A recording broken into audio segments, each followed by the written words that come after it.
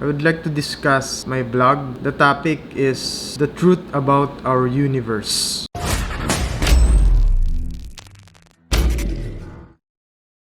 Truth is concrete word. It can be mathematical, it can be scientific, it can be an evidence. But mostly, truth is about the wisdom, the philosophy. What I want to topic is that ultimate truth I've known so far is that everything won't matter after all. Why did I say that everything in this world won't matter after all? Your life, your achievements, success story, wealth, how poor you are, if you are handicapped, if you have problems with your psychological being, with problems with your relationship to other people, the advancement of technology, everything won't matter after all. So let me tell you a story about my knowledge to the earliest human civilization. So it was during the ancient times. So I did spark my interest on ancient civilization or ancient technology because it was during February when meron akong napanaginipan na nasa isang beach daw ako. Tapos, naliligo lang ako dun sa beach na yon. Then, after days, I think, in my dreams, binalikan ko yung lugar na yon with the same position. Then, all of a sudden, that landscape turned into city. Then, I asked them, where is the beach? They told me that it was already push kilometer within the city. So, nagulat ako kasi may lumabas na number, 5-digit number. Then, that 5-digit number, after the next day na gising na ako, I searched that 5-digit number and I saw the coast of Peru. When I plugged the code, the latitude, the longitude, it gave me the location, the Peru. Then, all of a sudden, I have this remarkable spark of curiosity that the coast of Peru, or the Peru itself, is where ancient sites was being discovered. Famous ancient sites like Incas or the Machu Picchu, and there are different kinds of drawings. It's not the point of the topic, but I'd just like to share why I've been so curious now in ancient civilization, because of that simple dream that maybe some other dimension, I think, had contacted me on that dream to pursue that kind of exploration, to discover the ancient beings, the ancient technology, the lost civilization. So upon studying Graham Hancock and Randall Carson, they are famous for ancient knowledge, the Atlantis, the lost city of Atlantis. They theoretically said that during the 12,000 BC, I think, had happened the Great Reset in our world. You know what fascinates me is that even we are already in the 21st century, sprouted with exponential tools and technology. What we are missing was the story about our past. So, 12,000 BC is nothing compared to radiometric dating the fossils dinosaur. It's quite interesting yet disappointed somehow that modern scientists and historians knew more about Jurassic era that was theoretically dated millions of years. Yet somehow we managed to have huge debate about the existence of Homo sapiens during the 12,000 to 13,000 BC. So we are blinded during these years. After the Jurassic era, then the dawn of human civilization, we really have no clue what happened to humans, how did they got there, how did they evolve. So basically, the question here is, when did humanity really started? So it is part of my blog because what I'm saying is that despite this kind of debate, when did human really started, it really won't matter. So there's a lot of theory that claims to support this argument. As I said, a really huge debate. There are somehow creationist theorists who are making claims that humans came from the Garden of Eden. So this was the story of the Bible. There are expert scientists in those fields suggest that 12,000 BC was transition period from hunter-gathering to agricultural approach of humanity. Others may claim that modern humans are from other advanced types of civilization planets, and also other fascinating theories that there are existing higher civilization that had lived 12,000 years and so before, which was also devastated by unknown source of mass extinction. Yet in today's world, many of us aren't really that much aware onto it. The worst is that most aren't interested to tackle that kind of subject anymore. Especially in the 21st century, we are more capable of focusing our intention how to create something in this world that could be backed by capitalism, and then we get the recognition from it. We invent tools, technology to comfort the lives of every people, the next generation. Yet despite all of this, we don't really dwell that much into saying, what's the purpose all of this stuff? What's the meaning of our life after all? And so on and so forth. So we never question our entire being in this universe. We just part of this grand evolutionary scheme na nag-adapt na tayo dun sa point na nag-evolve tayo pero we don't have much knowledge of who we really are and what are the truths about our existence in this universe. So, as a typical explorer discussing ancient civilization, I was intrigued by the fact that why aren't we, a modern species, interested on doing pyramids like how the ancient people do it back then? How we align megalithic structures, stone structures, mathematically to the heavens or the universe. It's because I think that modern humans, we are lost in touch about how ancient people view and think about the world. I had once read about Graham Hancock, the expert in this field about the ancient civilization, and he had written several books about it, discussing that higher civilization in the past really had existed. He was dictating that there is a lost civilization, higher civilization, like not really that higher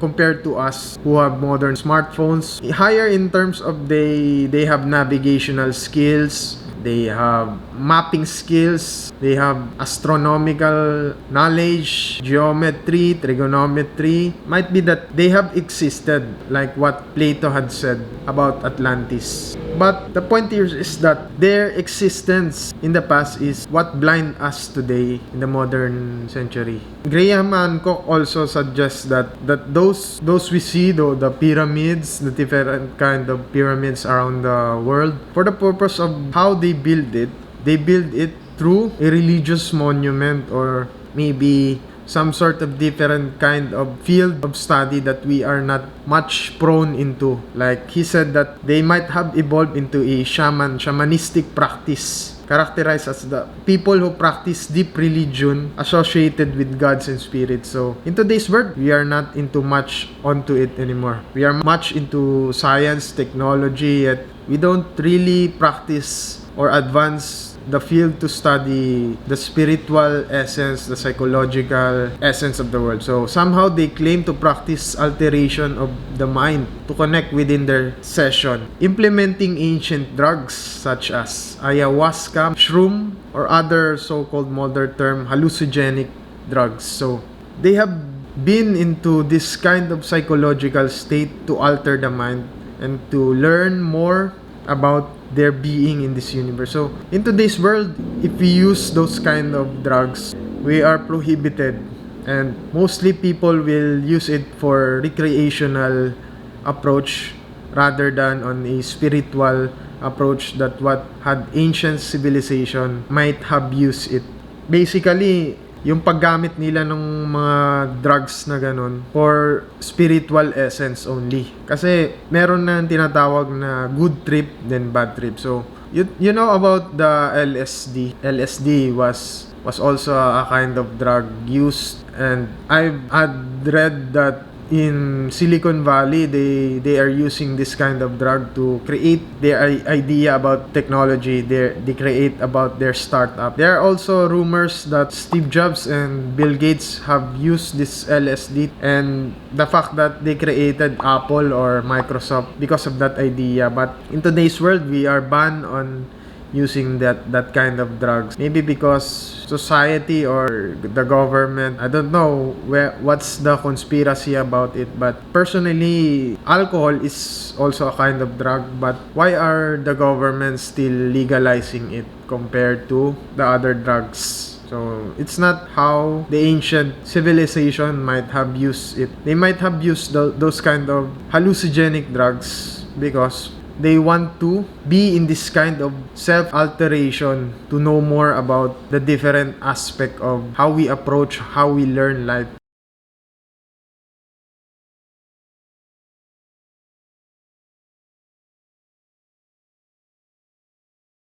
The point here is that sabihin na lang natin na yung mga ancient drugs that they have used to master the craft of geometry, to master the craft of how they view the universe astronomically, how they created the pyramids. Actually, the pyramids was one of a kind kasi if you try to create the Great Pyramid of Giza, it's all there, the mathematical symbol of the universe, the golden ratio, the speed of light, the distance of the pyramid towards the stars. I think that's the knowledge we are blinded. We are really blinded on that kind of technology. And the fact that if we modern humans do create the Great Pyramid of Giza, it would took us maybe 300 years, but that's just the theoretical approach. Maybe the creation of pyramid was really made by some sort of advanced type of civilization that had lost intact to us today. We don't really know. I was just fascinated on how it was created, and the fact that people today are not really much intrigued or interested on building those kind of structure because in today's world they have no purpose. But what if in the previous civilization the ancient pyramid was actually very purposive, or maybe that was the source of their civilization energy? We don't really know. To think that, do they really matter to us, or do they help us look forward about our future? If you ask the modern humans today, quite frankly, the reality is that they will answer no, and that people today are just minding their own business in today's world. So in short, those topics won't matter after all. Despite how I learn about this kind of interesting facts about the ancient civilization, or maybe a theoretical approach that the gods in the Bibles are the real sort type of alien that approach our people to save us, to save our civilization now, won't really matter to our 21st century people. So let's go back to the point that the truth of our universe is that everything won't matter after all. Just by reading the title, everything in life won't matter after all. We know the majority of the low-income earner people in society are incapable of doing the things that enjoyed by the few. A majority that suffers from the burden of economical imbalance. They do realize that despite living by your own means, those things won't matter after all. And we are just an organic species that will undergo a process of life and death.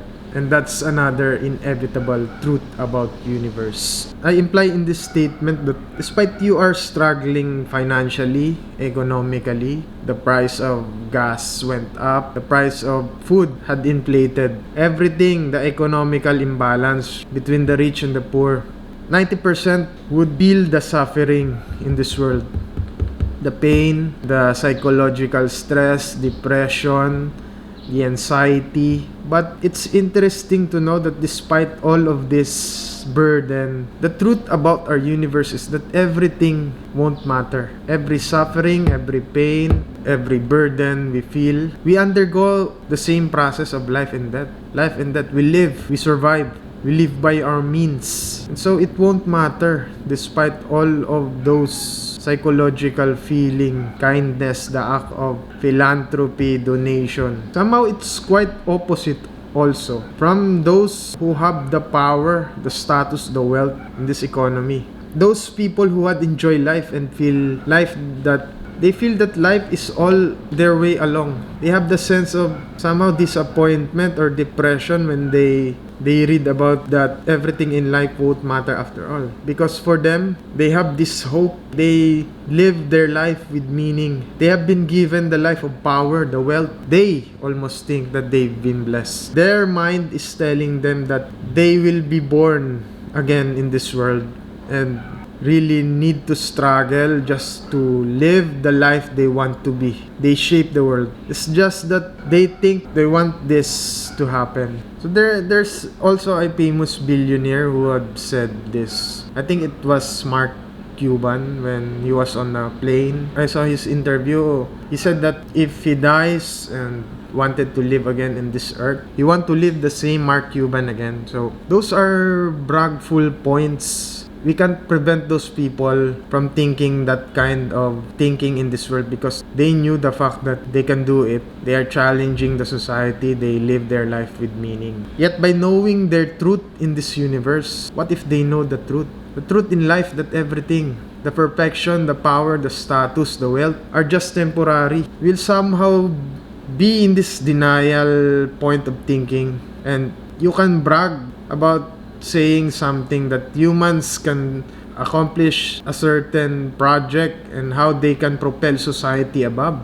There are famous people making impacts on our lives today, creating companies that can disrupt or help the future of humanity, like famous example Elon Musk, Bill Gates, Jeff Bezos. Those are billionaires. Those are granted with the success story of only 1% of the total population. But the fact that no matter how advanced we are in this universe, the truth that all of those won't matter anymore is what intrigues me the most. You're rich, you have this wealth, you have this power, but it still doesn't matter. This quote doesn't discourage anyone or brainwash your thoughts, but to enlighten everyone that no matter how big you accomplish in life, you should not brag about it. Your educational degree won't matter if your attitude on dealing other people's sucks. Your popularity won't solve other people's need. And your life accomplishment won't make you a better hero in the future. Because all those things had no impact to making life meaningful,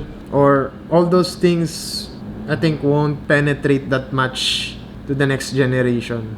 They don't really matter. Like how we see the ancient civilization that had propelled higher dimension of beings, how they created pyramids, it won't really much matter into us. That's the truth. Having been granted by the immense wealth and popularity, being born disabled or handicapped, not having the luck despite given the full opportunity, being scammed by the greed, robbed by the bank, receiving burdens of inequality, those are majority of us can experience in life. We must learn that those are just part of statistics, and we must learn how to appreciate that it ain't the end of the world for us. Despite those happenings, the bad luck, etc., etc. All of those burden things that came are just temporary. Soon, if our time comes, given with the same higher opportunity, we know we have experienced not just bad luck, bad days, but we still have the chances of being given the higher luck. We too realize that all of it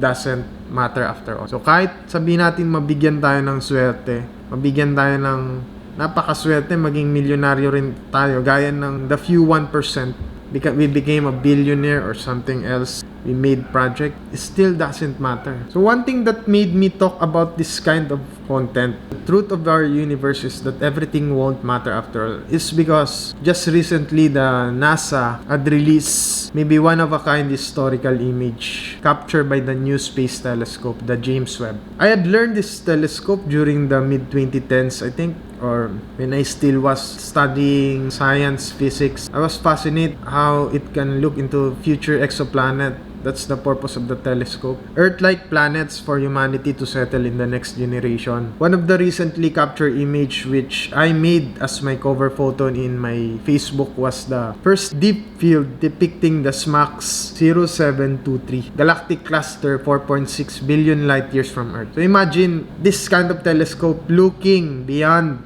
space and time, looking beyond 4.6 light years away from us, is just so fascinating. You can see just circle of different spiral lights floating on the deep space. So the first time I saw it was that I was really fascinated how immense was our galaxy and how small we are in this universe. To think that those small circle galaxy are also comprised of millions of stars. We think that we live on this small planet, very small planet actually kung tutusin, titignan mo tong Earth, with only one nearby star alone, with trillions, or not just trillions, I think quadrillions of planets that had existed to date so far. Somewhere there in space, we might not be reach onto them. That's the somehow quite disappointment for us, to looking just this light, bright light to us, just the stars above us, but upon exploring them one by one or going beyond them physically would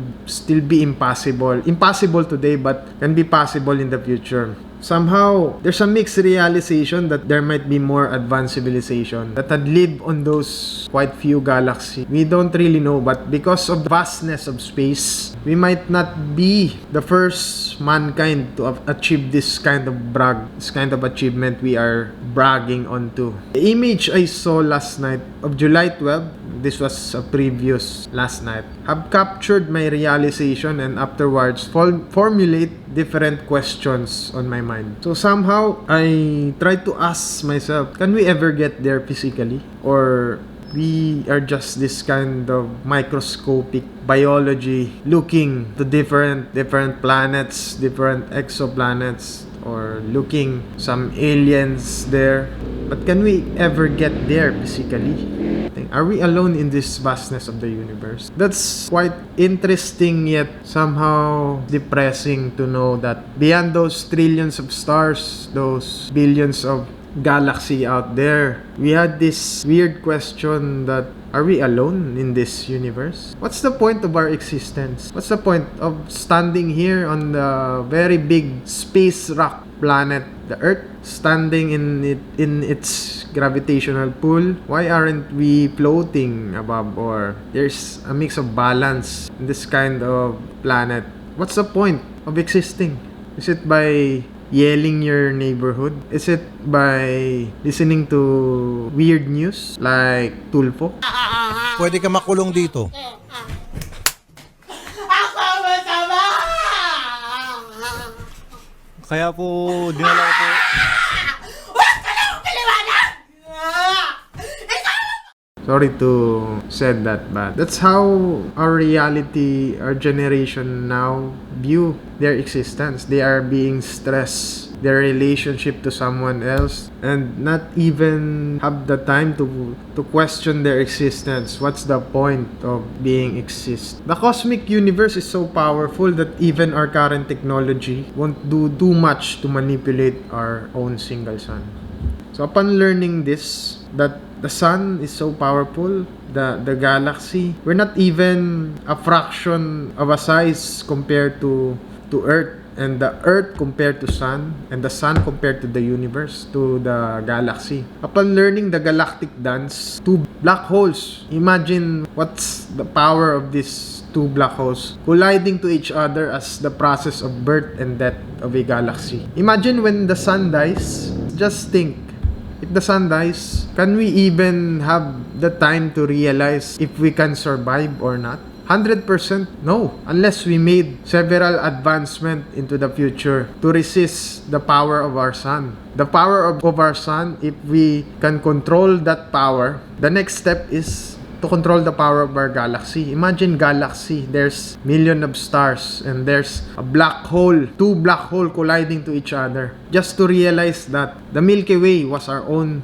galaxy destined to collide to Andromeda galaxy, thus creating cosmic calamity. And that realization about the cosmic expansion. Number 3, the cosmic expansion. What I'm saying is that when we already master how to control our sun, if not, we die. If the sun self-destruct as the process of star being rebirth or die sooner in the future, we might die from the red giant power engulfing our own solar system. We need to advance onto that level to control the black hole, the power of the black hole, the energy of the black hole. If we are not prepared to that kind of scenario, even how advanced our civilization, they will die also. So the purpose here is that they need to transfer to another galaxy to survive the process of evolution. But it's not enough. There is also the cosmic expansion. So cosmic expansion was awarded to the 2011 Nobel Prize. He said that those galaxies we are seeing will drift apart.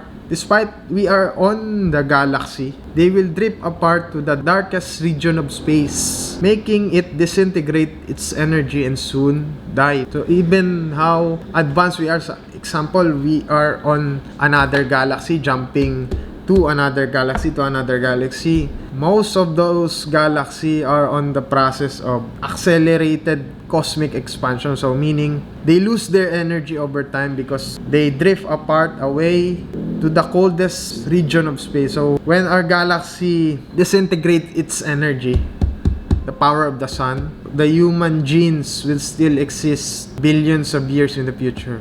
We are looking on 2022 timeline that genetic code or our genetic being is being pictured just on this time. But in the near future, there's really no hope for humanity. Billions of years. We don't know if our universe was designed by the figure of us, like the story of the Bible, that God created man in its own image. So, I realized that the truth about our universe and the realization that everything we see, we feel, we experience don't really matter that much compared to the time scale and energy scale of the universe is what makes us non-special being after all. You are not special. You are not a beautiful or unique snowflake. You are the same decaying organic matter as everything else. That kind of realization is what make us a non-special species. We just pop here on this planet making an influence to our community, but aren't we making influence to our future generation, billions of years? Just imagine 12,000 years. 12,000 years was the start of agriculture, the end of higher civilization, I think, and the rebirth of the new generation. This is the end of the last ice age, the last people who created megalithic structures, stone structures around the world, but we aren't have the realization to care on what they do. We just know that pyramids were created, stone structures were created, but they are the last people to create those megalithic structure. Then after that, 12,000 years in the current 21st century, we no longer interested on what they do, what technology they have. All we are interested is that we are much more advanced on compared to them. What's the point of discovering if they are higher civilization? Do they have smartphone? Do they have computer? Do they have Apple technology? No. But my point here is that we forgot who they were. We forgot who they were in their existence in this planet. They had once existed. We forgot them. You see, that's just 12,000 years. So how much more we fast forward to billions of years when our two galaxy collide, the Milky Way, the Andromeda, the cosmic expansion, the sun turning to red giant. Is there people who will look back onto us thinking that we made something today that had made something onto them? So that's the point. That's the truth on our universe. It's quite depressing to know that the truth of our universe is that everything won't matter after all. For those humans who still value that there's something else in life, this is what made us humans. I had questioned what's the point of our existence. The point of our existence is that everything won't matter after all. That's the truth. But it's not an opinion. It's not a formulation of opinion. It's the reality. So if you make something at your own opinion, yes, our life today has purpose, has meaning. We won't create this kind of generational technology, generational evolution if we never put meaning onto our life today, if we never put purpose onto our existence. We make our next generation survive because we created meaning out of it, despite the hopeless future and the truth that somehow mankind will fall apart, the Homo sapiens genes. The next generation will survive, flourish life, yet we couldn't imagine what will be their realized truth and destiny, because our destiny is to disintegrate, to just exist in this planet, unless we do have power, but that power will have a mathematical basis, will mathematical limit that we can never reach kind of immense power to manipulate energy within our system, within our human perspective. If we evolve, if our next generation will evolve, I think those who will make certain advancement will be our AI technology. The Homo sapiens will be treated as biological species, the same as the apes. So that's it. The truth about our universe. The sad truth. Thank you.